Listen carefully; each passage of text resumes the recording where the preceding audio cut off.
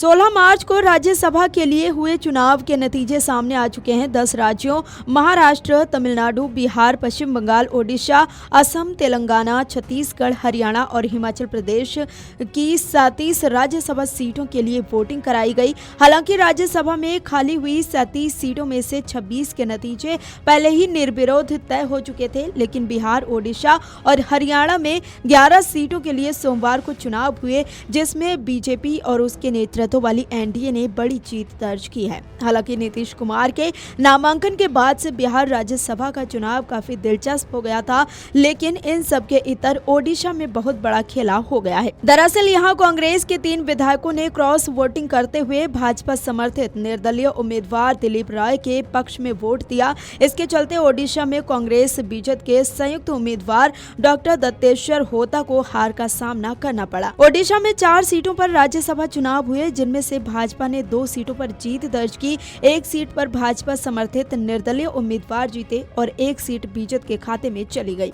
ओडिशा के कांग्रेस प्रदेश अध्यक्ष भक्त चरण दास ने जानकारी देते हुए कहा कि रमेश जेना, दशरथी गोमांगो और सोफिया फिरदौस ने क्रॉस वोटिंग की है। उन्होंने कहा कि कांग्रेस ने सोफिया के लिए बहुत कुछ किया है, लेकिन ये बिक गई। पंजाब से खानखमुंडी के विधायक रमेश जेना, गजपति के मोहना के विधायक दशरथी गोमांगो और बारावटी कोटक सिटी के सोफिया फिरदौस, ये तीनों क्रॉस वोटिंग किए हैं और इनसे उम्मीद नहीं था। पार्टी उनके लिए बहुत कुछ किया है।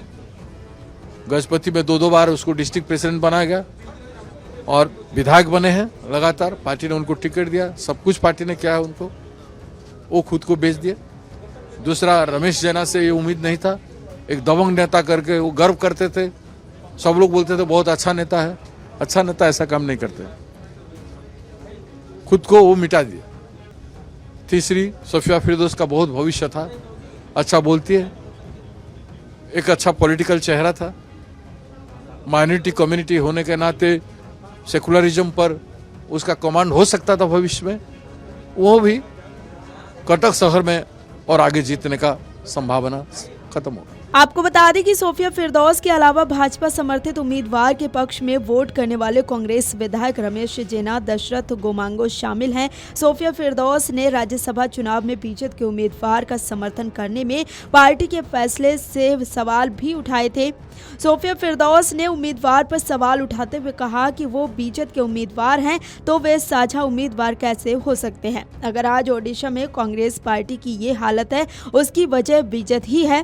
सोफिया फिरदौस ने पार्टी पर सवाल उठाते हुए कहा कि पार्टी आगे बढ़ते हुए सभी को एक साथ लेकर नहीं चल रही है और इस वजह से हर कोई निराश महसूस कर रहा है। हालांकि कांग्रेस के तीनों बागी विधायकों को निलंबित कर दिया गया है। बता दें कि सोफिया फिरदौस ओडिशा की बाराबती कटक विधानसभा सीट से कांग्रेस विधायक रहे मोहम्मद मोकीम की बेटी हैं। मोकीम ओडिशा के प्रमुख रियल एस्टेट कारोबारी, मेट्रो ग्रुप के संस्थापक और प्रबंध निदेशक हैं। सोफिया फिरदौस ने Kalinga institute of industrial technology से सिविल इंजीनियरिंग की डिग्री हासिल की है और वे अपने पिता की कंपनी में बतौर निदेशक काम कर चुकी हैं।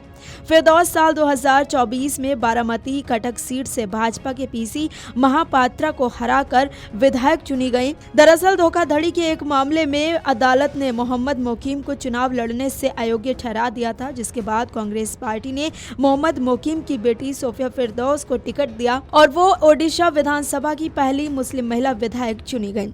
हालांकि कांग्रेस ही नहीं, बीजेपी के भी 2 विधायकों ने क्रॉस वोटिंग की, जिनमें देवी रंजन त्रिपाठी और सौविक बिस्वाल शामिल हैं। देवी रंजन त्रिपाठी ने कांग्रेस के साथ संयुक्त उम्मीदवार उतारने से नाराज होकर क्रॉस वोटिंग करने की बात कही। वहीं सौविक बिस्वाल की पत्नी ने आरोप लगाया कि लंबे समय से उनके पति को पार्टी में अपमानित और नजरअंदाज किया जा रहा है। बीजेपी प्रमुख नवीन पटनायक ने भाजपा पर हॉर्स ट्रेडिंग का आरोप लगाया।